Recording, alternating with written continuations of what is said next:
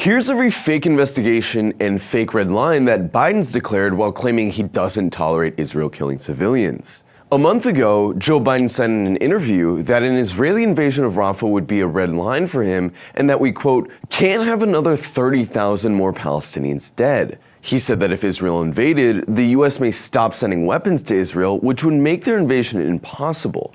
Would invasion of Rafah, which you have urged him not to do, would that be a red line? It is a red line. But just last week, Israel committed a massacre in a refugee camp in Rafah and then invaded. What Israel was originally trying to frame as a pinpoint operation has quickly become a large-scale military operation. Airstrikes have become more frequent, tanks have entered the city, and now the number of IDF brigades operating in Rafah has gone from 2 to 6. But the Biden administration not only denied that Israel's invasion crosses their red line, it was also discovered that the Biden administration has been continuing to send weapons to Israel despite earlier claims that they had halted a weapons shipment. This is far from the only time the Biden administration has said they would investigate Israel or hold them accountable, only to do none of that. So here's the full list. The Rafah tent massacre. On May 26th, the Israeli Air Force bombed Tel al-Sultan refugee camp in Rafah, killing 50 people and injuring 200 after the airstrike started a fire in the camp. Israel deliberately targeted the camp, which we know because by Israel's own admission, they said they were targeting Hamas fighters in the camp, a claim which they provided no evidence for. They also admitted fault, calling the attack a tragic mistake. But despite all this, the U.S. said it didn't cross the red line because it wasn't, quote, a major ground operation. So how does this not violate the red line that the president laid out? As I said, we don't want to see a major ground operation. We haven't seen that at this point. How many more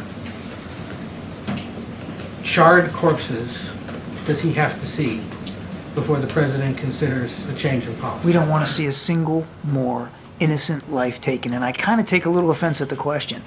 Mass graves. Palestinians have repeatedly discovered mass graves throughout the war.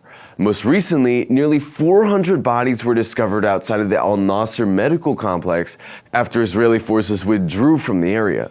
UN human rights officials confirmed that some of the bodies had their hands tied, indicating that they were buried after being executed. Despite initial calls for an investigation, the U.S. refused to endorse an independent investigation and instead decided to ask Israel to invest its own crime, stonewalling any legitimate effort to get to the bottom of the situation. The World Central Kitchen Massacre. On April 1st, Israeli drones bombed 3 cars belonging to a charity organization known as the World Central Kitchen. They killed 7 aid workers of various nationalities, hitting 3 separate vehicles in a motorcade over the course of 30 minutes. The charity workers were even coordinating their position with the Israeli military before it happened. Israel initially refused to say whether it was responsible, but then later admitted to the attack after it became obvious. Joe Biden said he was outraged and heartbroken by the attack, which included the death of an American citizen, but didn't do anything to punish Israel for it. The Flower Massacre.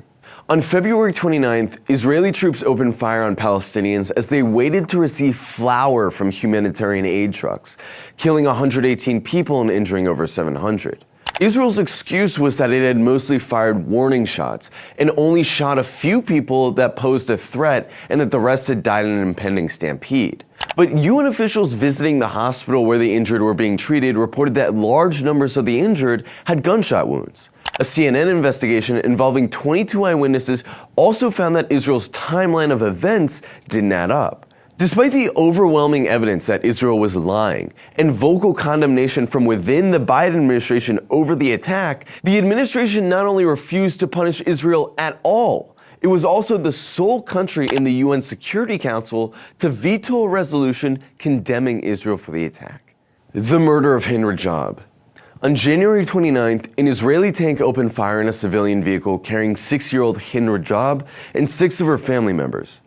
The initial tank shell killed every member of Hind's family besides her cousin, who was subsequently killed by machine gun fire. Hind pleaded with aid workers over the phone to be rescued before she was also murdered.